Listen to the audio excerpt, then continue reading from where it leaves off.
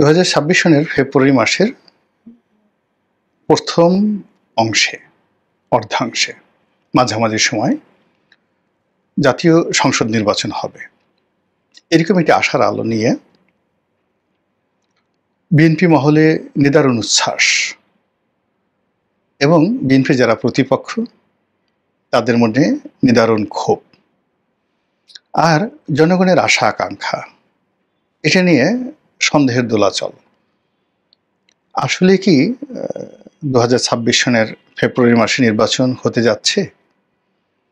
নির্বাচন কি হবে? হওয়া কি সম্ভব? ডক্টর মোহাম্মদ ইউনূস কি তার কথা রাখবেন? কিংবা তিনি কি কথা রাখতে পারবেন? কিংবা নির্বাচন কমিশন এই সময়ের মধ্যে নির্বাচন করতে পারবে? জনগণ কি ভোট দিতে আসবে? যদি আসে তাহলে সেক্ষেত্রে কারা কারা এই নির্বাচনে অংশগ্রহণ করবেন? কোন কোন রাজনৈতিক দলগুলো? আওয়ামী লীগের অবস্থা কি হবে?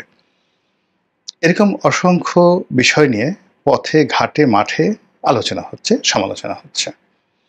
আর তারই প্রেক্ষিতে আজকের যে বিষয়বস্তু, সেই বিষয়বস্তুতে একেবারে কোনো রকম খোলামেলা, মানে কোনো রকম রাগঢাক না করে খোলামেলা যে কথাটি আমি বলতে চাই সেটি হলো, আমার যতটুকু বোধ রয়েছে, অনুভূতি রয়েছে, যতটুকু বুদ্ধি রয়েছে, কিংবা এই রাজনীতি নিয়ে সেই বলতে গেলে আমার জীবনের যতটুকু ক্ষুদ্র অভিজ্ঞতা রয়েছে, আমার কাছে মনে হচ্ছে না যে ২০২৬ সনের ফেব্রুয়ারি মাসে একটা নির্বাচন হবে। কেন হবে না এই বিষয়গুলো আমি ইন ডিটেলস আপনাদেরকে বলার চেষ্টা করব। প্রথমত, যদি ধরেন আপনি সরকারের কথাবার্তা, এ যাবৎকালে সরকার একটা কথা বলেছে এবং সেই কথাটি বাস্তবায়িত হয়েছে, অথবা সরকারের প্রতি বিশ্বাস স্থাপন করে জনগণ এখন পর্যন্ত কোনো সুফল পেয়েছে দেখিনি। তো প্রাথমিকভাবে একটা মানুষের সবচেয়ে বড় পরিচয় হলো তার জবান। যারা জবান ঠিক রাখতে পারেন, পৃথিবী তাদের জন্য ঠিক।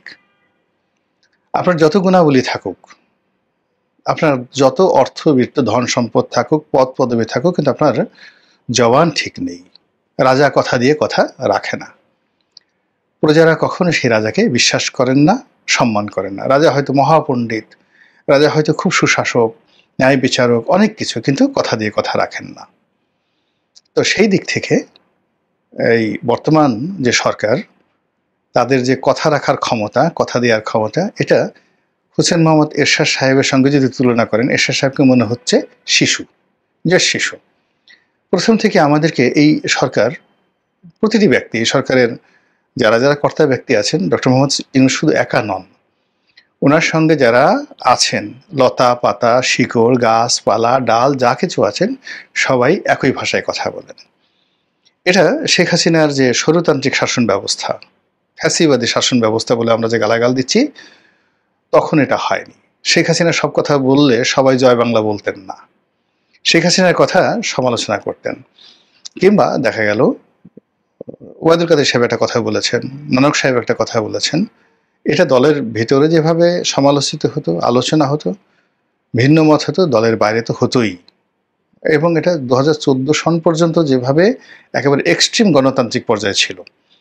আবার ২০২৫ সনে যখন পতন হলো, সেই সময়টাতে কিন্তু দলের ভিতরে বাইরে কথাবার্তা হতো যে এটা নেত্রী ঠিক করছেন না, এটা হচ্ছে না। নেত্রীর সামনেই অনেক আলোচনা করতেন এবং তিনি যে সংবাদ সম্মেলনগুলো করতেন, ওখানে সবাই তেল মারতেন, নট লাইক দ্যাট। তো তাকে কিন্তু অনেক বিরূপ প্রশ্ন অনেকে করেছেন। এই বিরূপ প্রশ্ন করার জন্য কারো চাকরি যায়নি, কোনো সাংবাদিক মার খাননি, মবের শিকার হননি। এটাই বাস্তবতা। আমরা শুধুমাত্র ওই তাকে তেল মারার ওই ঘটনাগুলো উপলব্ধি করতাম এবং মনের দুঃখে ক্ষোভে শুধু বলতাম সে শুধু এই তেল পাওয়ার জন্যই এই সংবাদ সম্মেলন করে। কিন্তু ওখানে অনেক গুরুত্বপূর্ণ সিদ্ধান্ত হতো, অনেক যাকে বলে সাংবাদিকরা নির্লোভ প্রশ্ন করতেন এবং অনেকে যাকে বলা হয় সেখানে একেবারে অপ্রিয় অনেক প্রশ্নগুলো তাকে করতেন। আবার যারা তেল মারা তারা মারতেন। কিন্তু এখন তো যা হচ্ছে, তেলও মারা হচ্ছে না, প্রশ্নও করা হচ্ছে না। একেবারে কেউ, একমাত্র গত কয়েক মাসে নিউয়ের সম্পাদক নুরুল কবির সাহেব ডক্টর মোহাম্মদ ইউনূসকে যে প্রশ্নগুলো করেছেন, সেই প্রশ্নগুলো ছাড়া এখন পর্যন্ত উল্লেখযোগ্য কোনো রকম সাংবাদিক সম্মেলন বা মোকাবেলা হচ্ছে না। বরং সেখান থেকে যেভাবে কর্তা ব্যক্তিরা বলে দিচ্ছেন, ওভাবেই কাউন্টার প্রশ্ন করা হচ্ছে না। সেখানে রেজওয়ানা হাসান বলেন, আসিফ নজরুল সাহেব বলেন, কিংবা সরকারের অন্য কোনো গুরুত্বপূর্ণ উপদেষ্টা যারা আছেন, তারা যে কথাই বলছেন তাদেরকে কাউন্টার চ্যালেঞ্জ জানানো হচ্ছে না। যেখানে একজন এপিএস এর দুর্নীতির জন্য সুরঞ্জিত সেনগুপ্তের মতো কিংবদন্তির রাজনৈতিক নেতাকে পদত্যাগ করতে হয়েছিল, আর সেখানে আসিফ মাহমুদ সজীব ভুঁইয়াকে আমরা প্রশ্ন করতে পারছি না, আমরা অন্য কাউকে প্রশ্ন করতে পারছি না।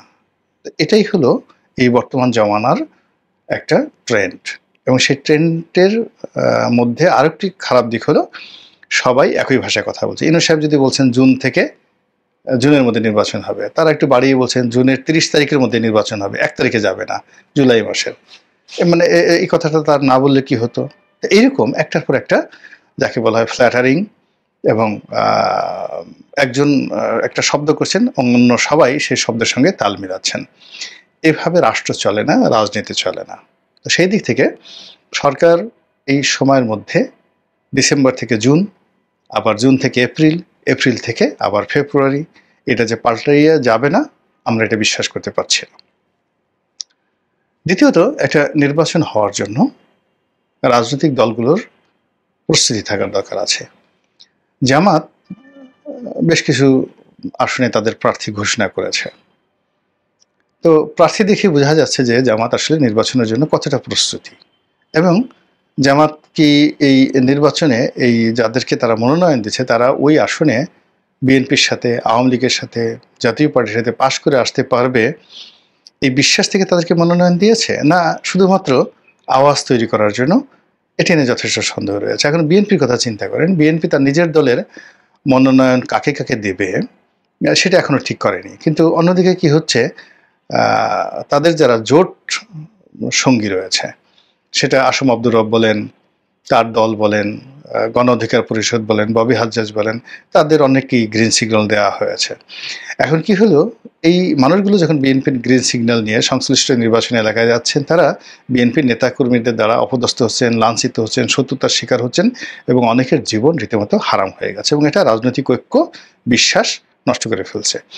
বিএনপি বন্ধু হারাচ্ছে, মারাত্মকভাবে বন্ধু হারাচ্ছে, এবং তার দলের যে সকল ডেডিকেটেড লোকজন ছিল, যারা বিএনপির বিপদের সময় বিএনপিকে মন প্রাণ দিয়ে সেবা করেছে, বিএনপির জন্য ঝুঁকি নিয়েছে, বিএনপির জন্য সব কিছু শেষ করে দিয়েছে, এই মানুষগুলোকে পা ধরেও বিএনপি আনতে পারবে না, সামনেই আনতে পারবে না, যাদের ন্যূনতম লজ্জাবোধ আছে, মান সম্মান বোধ আছে, আত্মমর্যাদা বোধ আছে, সেই মানুষগুলো যারা সরাসরি বিএনপি করেন না, কিন্তু বিএনপির দুঃসময় যারা ছিলেন একেবারে ভ্যানগার্ডের মতো, সেই মানুষগুলো গত 10 মাসে বিএনপির দ্বারা এত অবন্ধুসুলভ ব্যবহার তারা পেয়েছেন, তারা আর বিএনপির জন্য আগামীতে কথার ভান্ডার নিয়ে, লেখার ভান্ডার নিয়ে, যুক্তি নিয়ে, তথ্য নিয়ে, সবকিছু নিয়ে বিএনপির পক্ষে ওকালতি করবে, এরকম পরিস্থিতি, এরকম বেকুব এখন আর বাংলাদেশে কাউকে দেখা যাচ্ছে না। দ্বিতীয়ত, বিএনপি যারা একেবারে ডেডিকেটেড, তারাও দলকে বিশ্বাস করতে পারছেন না সব জায়গাতে। যেমন আপনি হাবিবুর রহমান হাবিবের কথা বলি, এখন তার নির্বাচনী এলাকায় বিএনপির নেতাকর্মীদের যে দেখলাম, মানে তাকে নিয়ে, সে আওয়ামী লীগ থেকে এসেছে, এখানে আওয়ামী লীগকে পুনর্বাসিত করছে, এই সমস্ত কথাবার্তা যে বলা হচ্ছে, এই কথা শোনার পরে হাবিবুর রহমান হাবিব সাহেবের আত্মহত্যা করা উচিত। এর কারণ হলো, বিএনপিতে আসার পর তিনি এই দলটি করার জন্য যে জুলুম ভোগ করেছেন, অত্যাচার ভোগ করেছেন, যে ঝুঁকি নিয়েছেন, তার 100 ভাগের 1 ভাগ ঝুঁকি যদি তিনি আওয়ামী লীগে থাকা অবস্থায় নিতেন, তাহলে তিনি পূর্ণ একেবারে স্বরাষ্ট্রমন্ত্রী আসাদুজ্জামান খান কামালের চেয়ে বড় একটা মন্ত্রী হতে পারতেন। তার সেই গ্রহণযোগ্যতা আওয়ামী লীগের মধ্যে ছিল, কিন্তু সেগুলো ত্যাগ করে তিনি বিএনপিতে এসেছেন। এবং বিএনপিতে এসে আমার নেতা তারেক রহমান, আমার নেত্রী বেগম খালেদা জিয়ার জন্য তিনি কিডনি দিবেন, তার জন্য কলিজা দিবেন, এবং বাংলাদেশে এই হাইকোর্টে দাঁড়িয়ে কেউ পারেনি একমাত্র সে বলছে যে আমি যেটা বলেছি এবং এই জন্য সে 6 মাস জেল খেটে এসেছে। এখন সেই মানুষকে বলছে ছাত্রলীগ থেকে এসেছে। তো এর ফলে কি হলো, আপনি বুঝতে পারেন যে বিএনপির রিদমটা কোন পর্যায়ে নেমে গেছে। বিএনপির ফজলুর রহমান সাহেব ছাত্রলীগের সভাপতি ছিলেন। শেখ হাসিনা যাকে সম্মান করতেন, যাকে সরাসরি মন্ত্রী বানানোর জন্য, আমি সাক্ষ্য দিচ্ছি, শেখ হাসিনা তাকে সরাসরি মন্ত্রী বানানোর জন্য অফার দিয়েছেন গণভবনে ডেকে নিয়ে। সেই অফার তিনি প্রত্যাখ্যান করে তিনি চলে এসেছেন বিএনপিতে এবং এখন পর্যন্ত বিএনপির জন্য যে ঝুঁকি নিয়ে কাজ করছে, তাকে এখন বিএনপির অনেক লোক ফজু পাগলা, অনেক লোক ফজা, অনেক লোক তাকে বিএনপি থেকে পদত্যাগ করতে হবে, এই লোক বিএনপির জন্য আপদ বালা, এই সমস্ত কথাবার্তা বলছে। এইভাবে ইভেন জয়নাল আবেদিন ফারুক কোন আমলের 60-এর দশকে ছাত্রলীগ করতেন, তাকেও তার প্রতিপক্ষ সমালোচনা করে, আরে একসময় ছাত্রলীগ করতো, আওয়ামী লীগ করতো, ওদের মধ্যে আওয়ামী বীজ রয়ে গেছে। এখন জয়নাল আবেদিন ফারুক সাহেবের মতো মানুষ, তাকেও এই বিএনপির কট্টরপন্থী যারা লোকজন আছে তারা ছাড় দিচ্ছেন না। আর মির্জা ফখরুল সাহেবকে নিয়ে তো যে ট্রল হচ্ছে, তাকে নিয়ে, তার ভাইকে নিয়ে, তার পরিবারকে নিয়ে যে সমস্ত কথাবার্তা হচ্ছে, সালাউদ্দিন সাহেবকে নিয়ে যে সমস্ত কথাবার্তা হচ্ছে, এগুলো শোনা যায় না। যে সালাউদ্দিন সাহেব এই বিএনপির জন্য জীবনটা শেষ করে দিয়েছেন, এত লেখাপড়া একজন মানুষ, টু দি পয়েন্টে। বিএনপিতে এই মুহূর্তে তার মতো লেখাপড়া জানা মানুষ খুব অল্প আছে। তাকে নিয়ে যে সমস্ত কথাবার্তা হচ্ছে, গয়েশ্বর বাবুকে বলা হচ্ছে রয়ের দালাল। একটা লোক হিন্দু হয়েছে, হিন্দু হলে তাকে হতে হবে, ভারতের দালাল হতে হবে। এই যে বিএনপির মধ্যে যে রসায়নগুলো শুরু হয়েছে এই গত 10 মাসে, যেটি বিএনপির বিপদের সময় ছিল না, এটা বিএনপি সামাল দিতে পারেনি। এই অবস্থায় বিএনপি ইলেকশন করবে কিভাবে? How it's possible? সম্ভব না। বিএনপিকে তো এই একটা পরিবর্তিত পরিস্থিতি অর্গানাইজ হয়ে মিছিল, মিটিং, সমাবেশ, সংগঠন, কমিটি সব মিলিয়ে এই কাজ করতে হবে। এখানে বিএনপির একটা গ্রুপই আছে যারা কমিটি বিক্রি করে গত 15 বছরে শত কোটি টাকা এসপার করেছে এবং তাদেরকে নিয়ে এবং তাদের সাথে বিএনপির একটা সিন্ডিকেট নিয়ে, সেটা ছাত্রদল হোক, যুবদল হোক কিংবা বিএনপির মূল কমিটি হোক, এই কমিটি বিক্রির একটা সিন্ডিকেট নিয়ে বিএনপির যে বদনাম আসছে, সেই গ্রুপটা তো এখনো সক্রিয়। এই শক্তিমত্তা নিয়ে বিএনপি কিভাবে নির্বাচন করবে আপনারাই বলেন। তারপর যদি ধরেন যে যেখানে লোকজন এখন এতটা আনরুলি হয়ে গেছে,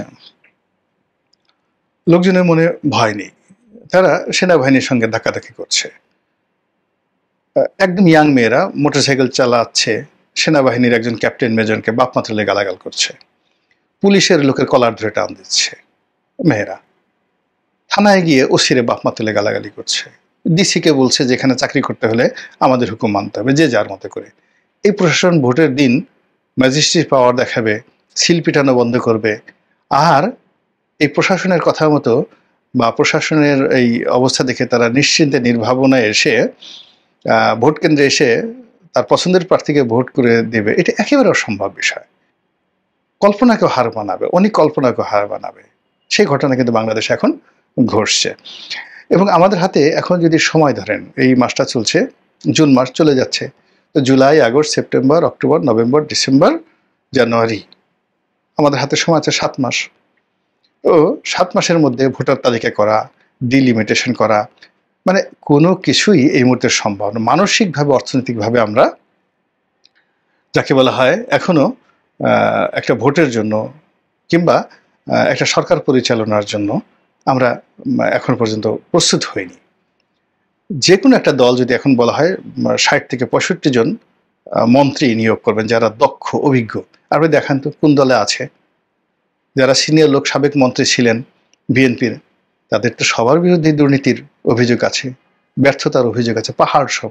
তারাই গত 15 বছরে এমন কোনো সফলতা দেখিয়েছেন যে তাদেরকে মন্ত্রী বানানো হলে তারা আগে যে ব্যর্থতাগুলো তাদের ছিল বা গত 15 বছরে যে তারা ব্যর্থতা দেখিয়েছে সেটাকে অতিক্রম করে গত 10 মাসে তারা এমন যাদের কাঠির স্পর্শ পেয়েছে যে তারা বাংলাদেশে ব্যাপক পরিবর্তন করে ফেলবে, তারা ভালো করতে পারবে।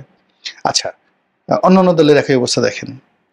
সব জায়গাতে তো জনবল সংকট আছে এবং সেটা নিয়ে তো খোলামেলা আলোচনা হচ্ছে না যে আমার দলের এ থাকবে ছায়ামন্ত্রী, এ থাকবে মন্ত্রী, এ থাকবে বিরোধী দল। কোনো রকম প্রস্তুতি নাই, শুধু ক্ষমতা চাই, ক্ষমতা চাই। সামনে ধরেন আপনার পেট খারাপ, আপনার মানে মুখে ঘা, আপনার হাতে কুষ্ঠরোগ, আপনি নিতে পারবেন না, কিন্তু সামনে পোলাও কুরমা রয়েছে, আপনি খেতে পারবেন? খেতে পারবেন না। নির্বাচন, রাষ্ট্র ক্ষমতা, এটা কি করে সম্ভব? এইটা আমার মাথায় ঢুকছে না। ফলে এইভাবে যদি নির্বাচনের আপনি অন্ততপক্ষে ১,০০০টি উপকরণের বলেন, একটা নির্বাচন সুষ্ঠুভাবে হবে, সবাই অংশগ্রহণ করবে, একটা ফলাফল হবে, সরকার গঠন হবে, দেশ শান্তিপূর্ণভাবে চলবে, এর একটা নমুনা এই বাংলাদেশে আছে? নেই। আমরা কি মনে করছি এই নির্বাচন হলে বোধহয় সব সমস্যার সমাধান হবে। তো শেখ হাসিনা গেলে অনেকে মনে করছে শেখ হাসিনা গেলে সব সমস্যার সমাধান হবে। এখন কি হলো? সমস্যাটা বেড়ে গেছে। এখন আবার অনেকে মনে করছে ইউনূস গেলে সব সমস্যার সমাধান হবে। ইউনূস গেলে সমস্যার সমাধান হবে না, আরো সমস্যা বাড়বে। যার জন্য প্রস্তুতি নিতে হবে। নির্বাচন হলেই সব সমস্যার সমাধান হয়ে যাবে, সব বিদেশি বিনিয়োগকারীরা আসবে, সব যে যার মধ্যে করবে, অসম্ভব ব্যাপার বিষয়। এটা হয় না, কখনো কোথাও হয় না। সব কাজের একটা কার্যকারণ থাকে, কারণ থাকবে, কাজ থাকবে, ফলাফল থাকবে। তো সেগুলো না করে যদি এই কাজগুলো করা হয়, তাহলে এখন যে দুর্ভোগ দুর্দশা, আগামী দিনে তার চেয়ে বড় দুর্ভোগ দুর্দশা আমাদের জন্য অপেক্ষা করছে। ফলে ফেব্রুয়ারিতে নির্বাচন হলে খুবই বিপদ, না হলে মহাবিপদ।